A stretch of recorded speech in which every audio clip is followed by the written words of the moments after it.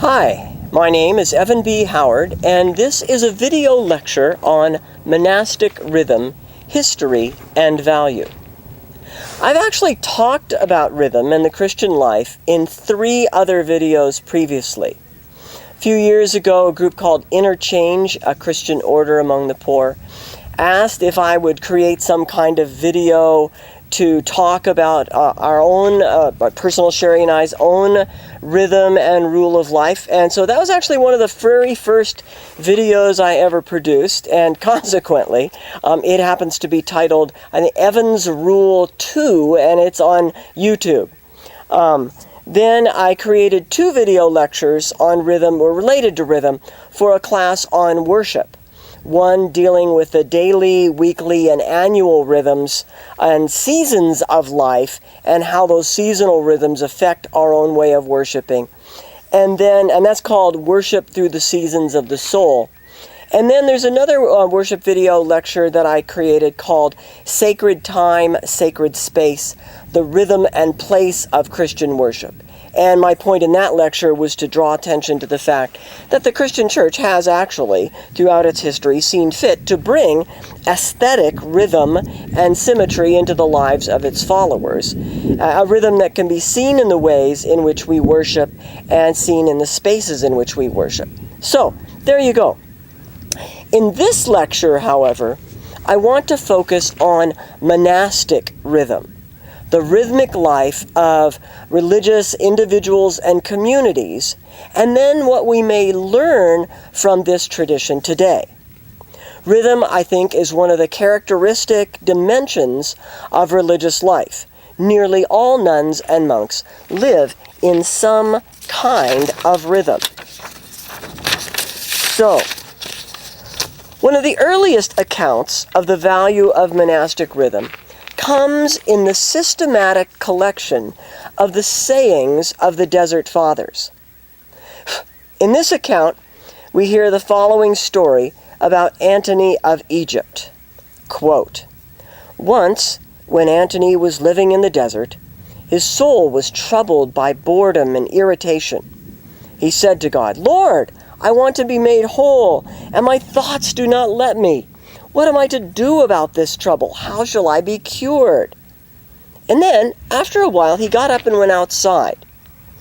He saw someone like himself sitting down and working, and then standing up to pray, then sitting down again to make a plate of palm leaves, and standing up again to pray. It was an angel of the Lord, sent to correct Antony and make him vigilant. He heard the voice of the angel saying, 'Do this, and you will be cured.'" Notice in the story, it was the rhythm of life itself that cured Antony. Time for standing in prayer, time for sitting and working. Without rhythm, you see, we find ourselves, quote, troubled by irritation and boredom. Not far after Antony, the model of the anchorite or more solitary tradition, we hear of Pachomius and the Cenobitic monastic communities of the Upper Nile. William Harmless, in his book Desert Christians, An Introduction to the Literature of Early Monasticism, which, by the way, is a marvelous book and is a great introduction if you're interested in it. But anyway, in that book, he gives a nice summary of the rhythm of a Pachomian community, drawn from an examination of the Pachomian rules. And I read, "The entire community gathered for morning prayer, which they called the synaxis, or assembly. After the synaxis, the monks returned to the cells to await the word about the day's work assignment. Once the word came, they lined up, house by house. Then, led by their housemaster, each house went out to do the assigned task for the day, whether working in the fields or the orchards, preparing food, or doing one specific craft. Usually, the brothers worked in silence. 2 meals were served daily, a larger one at noon and a lighter one at the end of the day. After dinner, the monks returned to their houses and there celebrated in-house for evening prayer. The housemaster of each house led these gatherings and taught the smaller groups of brothers of the life of faith. Sometimes there was discussion. After the house evening prayer, the monks retired to their cells to pray and keep vigil. If they slept, they did so on reclining seats. Another nice summary of monastic community rhythm comes from Laura Swan's The Forgotten Desert Mothers, which tells the stories of many early Christian women monastic leaders. Paula the Elder, for example, built in the 4th century 3 monasteries for women and 1 for men. She took pastoral responsibility for the women, and I quote here, "Each community of women worked at making clothing and ate separately, but gathered for prayer. They prayed the Psalms at dawn and then the 3rd, 6th, and 9th hours in the evening and then at midnight. Each woman spent time every day memorizing Scripture." I remember around 1980 reading the text my seminary required for my church history class. In the brief section in the text on monastic life, there was a chart called The Monk's Day. It was a summary of the largely Benedictine rhythm of life that was dominant throughout Europe in the Middle Ages. As you can see in the chart, the monk's day is structured particularly by the 7 times of prayer, dark purple. Space was also made for private times of prayer, light purple. Then there are times allotted for work, darker green, the 2 meals, lighter green, and sleep, light blue. What I remember about this is how it provided some measure of balance to work, study, and prayer. My life as a seminary student was in serious disorder at that time. It was not long after this that Sherry and I wrote our first rule of life with the intent of, quote, taming the wild horses of our life. While our schedule was never as rigid as the Benedictines, and while we had to revise it through various seasons of life, and even nearly abandon all hope for a time when our children were young, the chart was a powerful inspiration to us. Our life would not be the same without this encouragement to an intentional approach to our rhythm of life. Another aspect of monastic rhythm not mentioned in the examples I have given you is that of ministry or service. I cover monasticism and mission in another video lecture and in an audio recording, but just briefly I want to mention this. Nuns and monks have always given themselves in some form of service to others. Augustinian and Basilian monks were very conscious of their service outside the monastery. Even in the Benedictine rule, we find comments about the ministries of hospitality and education. And yet, it was really in the later centuries that this aspect of religious life was more fully developed. Canons offered themselves in service to the church. Beguines gave their service to the needy. Franciscans gave themselves in service to the poor. Dominicans and Jesuits proclaimed the gospel far and wide. And with the development of active ministries, of course, the chart of the monk's day had to be revised. But what was interesting was that it was never abandoned. Different religious orders would emphasize one or the other elements of life: prayer, study, work, and ministry. Sometimes one would blend into another, as for example where the line between work and ministry dissolved in the midst of pastoral activity.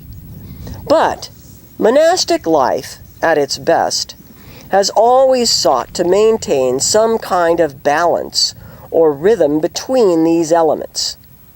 And indeed, many Protestant or non-Catholic groups established similar rhythms of individual or corporate life. Puritan divines, Amish communities, British and American mission organizations, all in one form or another exhibited some similarity to these essential rhythms of religious life. Times of prayer, times of study, times of work, times of ministry.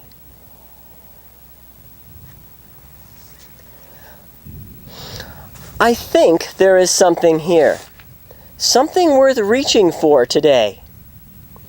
Ephesians 5:15 and 16 reads, "Be careful then how you live, not as unwise people, but as wise, making the most of the time because the days are evil." Now, making the most of the time, or other translations will read, making the most of every opportunity. This phrase is included in an encouragement about our general conduct of life. While the meaning of this phrase cannot be determined with absolute precision, I do think it's valuable to see this passage in light of our need to order our lives around the gospel and our calling. As we have seen, our rhythm will look different between one person and another, or one group and another. Yet, each has a rhythm designed to make the most of our lives for God. And I am convinced that intentional rhythms are an excellent way to accomplish just such a making the most of our time. First, I think that basic rhythms make for a healthy life. A life of balance between depth and surface activities. You do know that we need a balance of some sort between surface activities and deep activities. A blend of body, mind, and spirit. An appropriate mix of the public and the private. This is simply a matter of healthy living. And consciously planning for those elements gives each dimension of our lives the attention they need to thrive so that we can offer the best of who we are to God and to others. I also find that monastic rhythm gives a practical means of obedience without legalism. You see, in dialogue with others, I determine a good rhythm for my community or my own personal schedule. And at that point in time, then obedience means simply doing my best within this structure. It's not about some kind of imposed standard of holiness or quiet times or something like that. While I personally think that praying during different times of the day is valuable, I have no need to impose the full monastic orarium on everybody else around me. Besides, I can only seem to do my own ideal schedule part of the time. Life just breaks in. I am happy with this tension between the ideal and the real.